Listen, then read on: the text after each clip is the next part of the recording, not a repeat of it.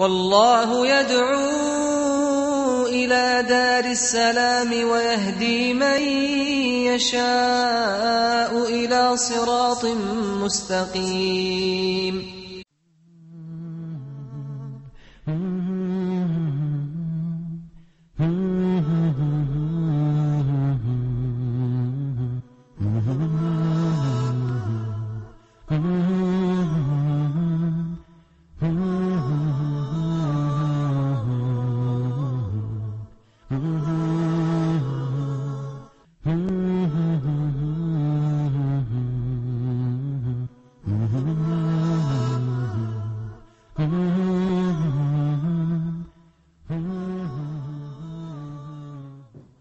بسم الله الرحمن الرحيم. الحمد لله رب العالمين، صلى الله وسلم وبارك على المبعوث رحمة للعالمين نبينا محمد وعلى آله وصحبه أجمعين. السلام عليكم ورحمة الله وبركاته. With the grace of Allah, the army that went on the battle of Mu'tah came back to Medina after a battle that was almost certain to kill all of the 3,000 men. Being faced with an enemy army of 200,000 troops, yet with the grace of Allah, they only lost 13 men as martyrs, insha'Allah. They've inflicted a large number of casualties in the enemy army. And this was considered to be a victory to the Muslims, because managing to escape with only 13 casualties meant that this was indeed a victory. And I can imagine now, like if the police around Medina, they hear about a battle between 200,000 and the Muslim army, and then they hear that the Muslim army came back with only 13 people died. It's like, massive lesson, isn't it? Like, it's a lesson which, I don't know, maybe? Of course, this had its impact over Arabia, because this was unimaginable. You cannot simply escape 200,000 men with such low fatalities. This was not possible in normal terms. I believe because as well the police they didn't know exactly about the amount of the Muslim army, especially after Khalid ibn al-Walid, may Allah be pleased with him, changing the faces and these things. I believe that maybe the only thing which they heard about the Muslim army had a battle against 200,000 and they came back safely, like nothing happened, just they lost 13 people. I believe that the number was well known to the tribes, because on their way back they had to pass by tribes, and people would estimate their number through judging the amount of camels they slaughter. And Arabs have their own ways of estimating the number of people passing by. But the best thing was that, imagine this victory they had, yet when they went into Medina, they were met by the people of Medina, not congratulating them on this victory. On the contrary, they used to throw sand and dust in their faces, angry with them, telling them, you've escaped the battle in the sight of Allah, you came back safe. Imagine the feelings that the women, the children, and those who were in Medina had. They considered this to be a defeat.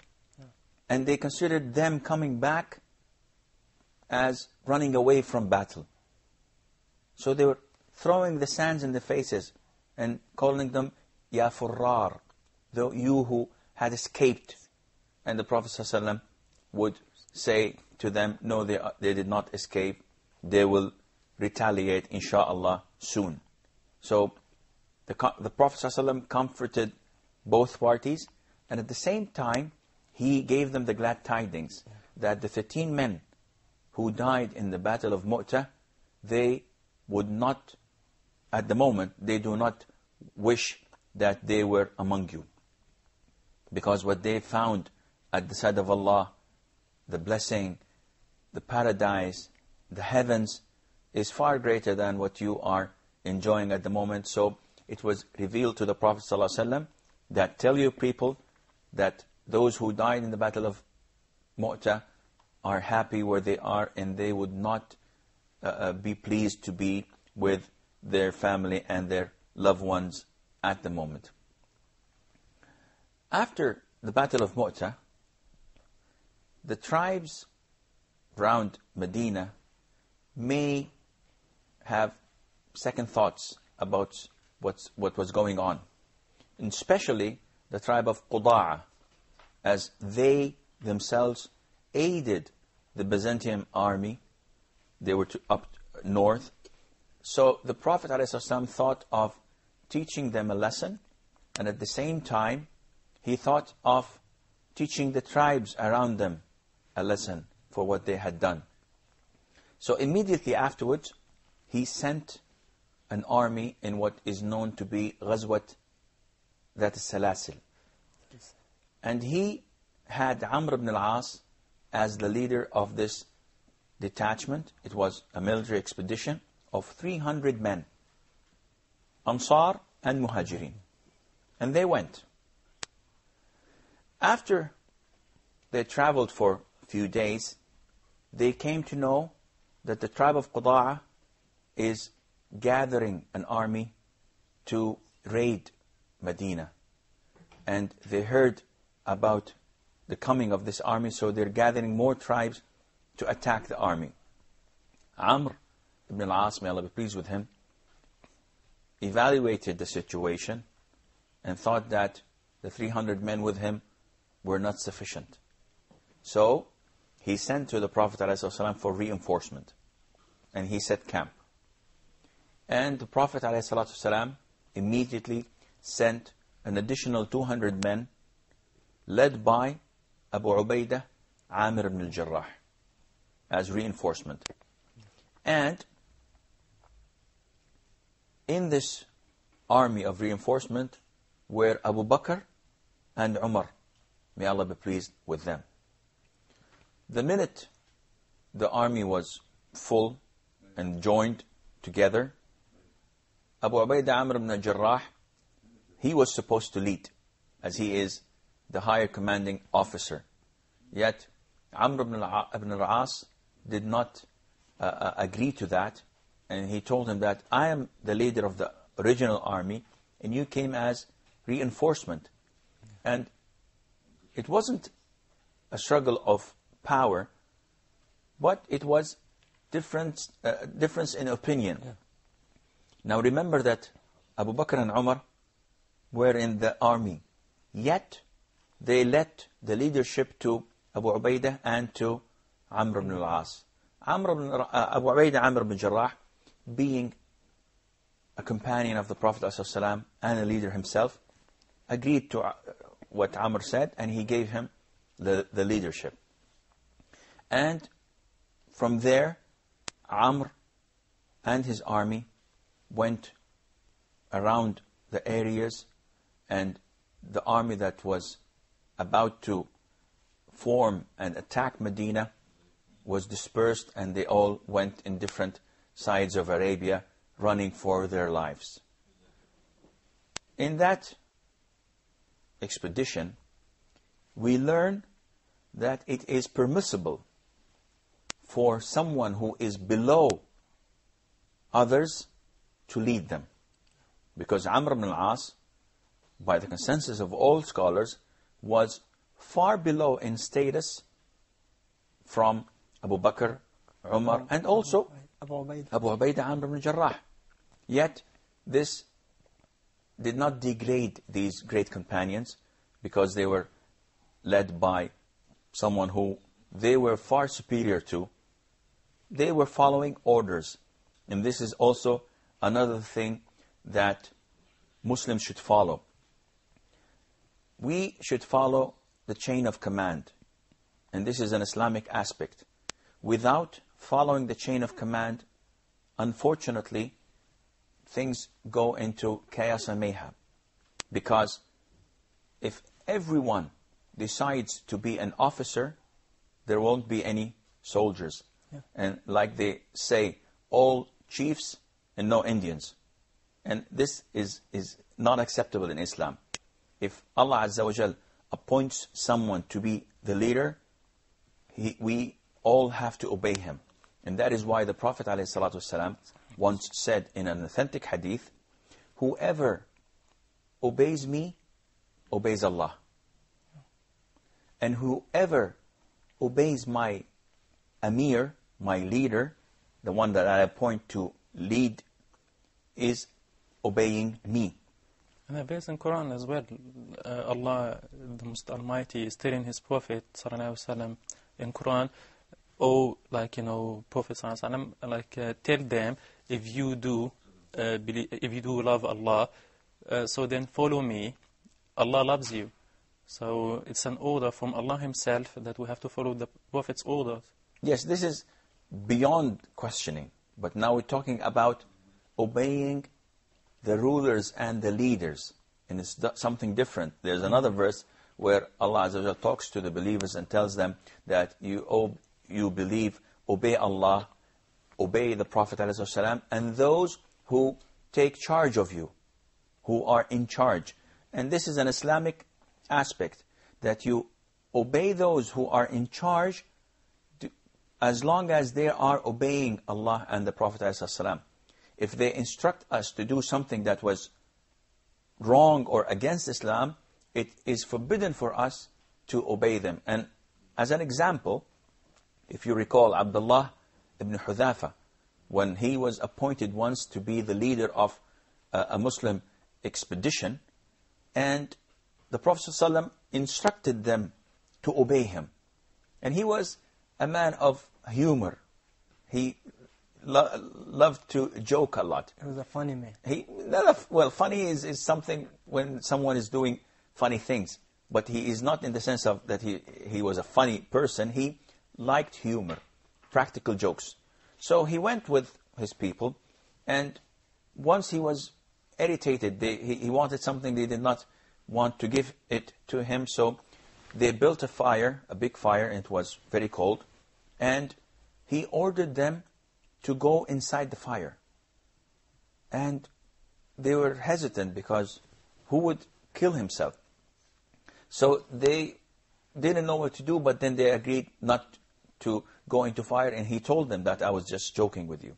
When they went back to the Prophet ﷺ, the Prophet told them that had you entered that fire, you would have never left it, in the sense that you would have stayed in hell, because you have disobeyed Allah by obeying this leader in something that is forbidden. I believe we have a short break. Stay tuned, and inshallah we will be back.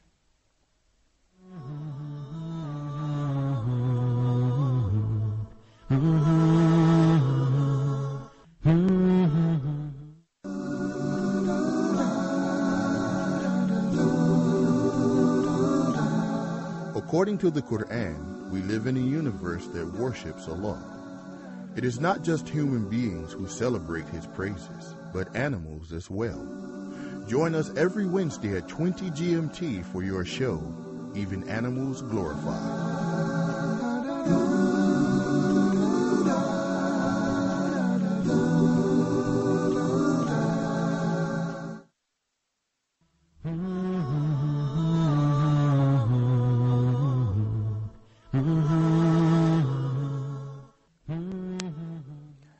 Assalamu alaikum wa rahmatullah, and welcome back. With the grace of Allah, the military expedition of Amr ibn al-As, along with the 500 companions of the Prophet ﷺ, succeeded in their mission, and they went back to Medina. As they were going back to Medina in one cold night, Amr ibn al-As, who also being an Amir, meant that he leads the prayer of the Muslims. Though he had Abu Bakr, Umar, and Abu Ubaidah, Amir al-Jarrah behind him, yet this is the Islamic principle. Whoever is appointed to be the leader of people, he leads the prayer. And by the way, this is an Islamic concept, that no threesome or more traveling, they should appoint someone to be their leader. And the Prophet ﷺ also instructed us that this leader is the one to lead the prayer, and he is to organize the group that is with him, and they should also follow and obey him as long as he's not instructing them to do anything wrong. On that night, that cold night, Amr ibn al-As, may Allah be pleased with him, woke up in the state of sexual impurity. So he had to pray Fajr, but he did not have the ability. He had water, but he did not have the ability to perform total bath. It was so cold. So he performed dry ablution, or what is known as tayammum. And he led the prayer. Of course, all those who were behind him they performed ablution. And some of them did not like what they saw. So when they went back to the Prophet ﷺ, the Prophet smiled and asked Amr, why did you do this? He said, well, Prophet of Allah, I remembered the verses of the Qur'an where Allah tells us, do not kill yourselves. So I thought that if I take the bath, I'm going to die, because it was so cold. So I performed the dry ablution, and the Prophet ﷺ agreed to that, which also indicates to us that it's okay for a person to perform dry ablution and lead in prayer those who have performed the normal ablution with water. Does it indicate us as well that Islam generally is easy to practice and apply, and came to protect our lives as well? Of course. Islam always puts in consideration the welfare of the individual. And there's an incident where a man was in a military expedition and he got a severe blow to his head. So he was injured. And unfortunately, he also had the sexual impurity due to nocturnal emission. He asked his companions, what should I do?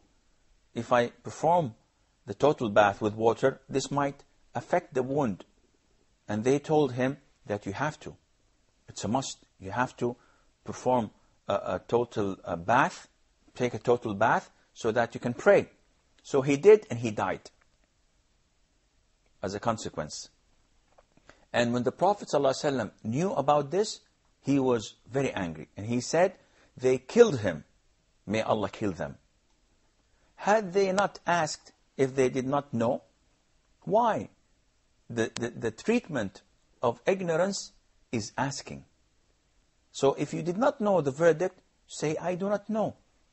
But when you give the wrong verdict, then you take the responsibility of whatever wrongdoing happens or occurs due to your wrong verdict. So if I give an advice or a verdict, and then as a consequence of that, something wrong happened to the person whom I gave that verdict to, that means I'm responsible of the consequence which happened to him. Yes, you take the burden, and it's your fault. For example, if someone in Hajj asks someone who he thinks that he is knowledgeable and tells him, do I have to do this? Something that is obligatory in Hajj. And if he doesn't do it, he has to compensate it by slaughtering a sheep. And the man who did not have the knowledge, yet people thought he had the knowledge, says, yes, you don't have to do that. You do not have to do what you just asked. And the man doesn't and leaves. The burden falls on this whom he gave the wrong fatwa. And that is why Imam Malik ibn Anas, may Allah be pleased with him and have mercy on his soul, once was approached by a man who traveled for a whole month from Khurasan and came to Medina. And he asked him about 40 questions. And he answered only 4. And the remaining 36, he said, I do not know. I do not know. So the man, after finishing, he told him, you are the head of the scholars in Medina. And I came through a journey of 1 month to you. What should I go back to my people and tell them? So Malik told him, tell them that Malik does not know. So what's the big point? The issue is, if you do not have knowledge, say you don't know. And it's said, and scholars always have this saying, whoever says, I do not know, then he had possessed half of knowledge. When you say, I do not know. What if I have a doubt in my heart about a verdict and I believe that it could be wrong? Then I found one or more from the scholars which they say it's allowed or permissible to do so. So I'm allowed to say, okay, they will take the responsibility upon that verdict, and I go for that, even if I believe in my heart that it could be wrong? No, this is completely a different story. And it's not related to this issue, because if you hear a scholar giving a verdict on a particular issue, it's not lawful for you to follow him and then follow another scholar in another issue and follow a third scholar in a third issue, because then you would be picking what suits your own desire. But we're talking here about giving the verdict on a particular issue. If you have the right tools and the proper knowledge, then you give the verdict. If you do not know, then you should say, I do not know. If you are reporting, if you are copying and imitating a scholar, then you should say that this is the fatwa or the verdict of the scholar, not of your own self. And this is what Amr ibn al-As did. He behaved and performed what his knowledge allowed him to do. And that is, if you are in fear of dying, then you perform the dry ablution. And this is exactly what the Prophet said, ﷺ, to those who gave the wrong fatwa. If you did not know, then your cure was asking. But because you gave the wrong fatwa, then you should, and you take the burden of the man who died. Now, everything was settled, alhamdulillah, in Medina. And yes? Sorry for going out of that focus, but due to what we have seen in the last two battles, the Battle of Mu'tah and the battles that followed, what is the reason behind changing the leaders of the military of Muslims? That's a very good question. The Prophet ﷺ did not put all the focus on a particular leader, because after the success of Khalid ibn Walid, it would have been imagined that we should always use Khalid ibn Walid in every detachment or military expedition. The Prophet did not do this, ﷺ, and Allah knows best, simply because he wanted to give all of his companions the chance to train and to lead. It was also a form of testing them, so that he would know that how would they behave in times of crisis, and how what choices they would make, whether it's right or wrong. So it was form of training, and also form of giving the honor of leadership to those who were capable of leading. Okay. See, the Prophet ﷺ did not give these positions to people because of their relation to him. Yeah. Otherwise, he would have always sent Ali ibn Abi Talib, because he was the closest among the companions. Though he was a good and excellent and experienced fighter, he did not send them except in one or two. But he always sent Zayd ibn Haritha, he sent Abdullah ibn Rawaha, he sent Hamza, may Allah be pleased with him. He sent those who were known to be strong and experienced leaders to get more and more experience. But how could the Prophet ﷺ be sure that what happened or what could be happened with the other leader could be happened with the son? What could be achieved with the past leader should be achieved with the next one? Well, the Prophet ﷺ does not know the unseen. Yeah. So he had a way of looking at people and understanding their character. And that is why he always hoped for the best. So he chose a leader, he put him on a detachment, and he instructs him to follow his instructions. Alhamdulillah, it's all proved to be well. Now, the Prophet ﷺ, as everything seemed to be calm and peaceful, again came to know a disturbing fact. And this fact is, as you recall, in the truce of Hudaybiyah, the Prophet ﷺ, one of the items that he agreed to with the polytheists of Quraysh was that whoever wants to enter in allegiance with one of the two parties can do so. So the tribe of Khuza'ah immediately went into the alliance of the Prophet ﷺ and the Muslims. And the tribe of Banu Bakr went to the alliance of Quraysh. So it was made as an agreement that whoever attacks any of these tribes is considered to be attacking the tribe that, or the party that this tribe is in alliance with.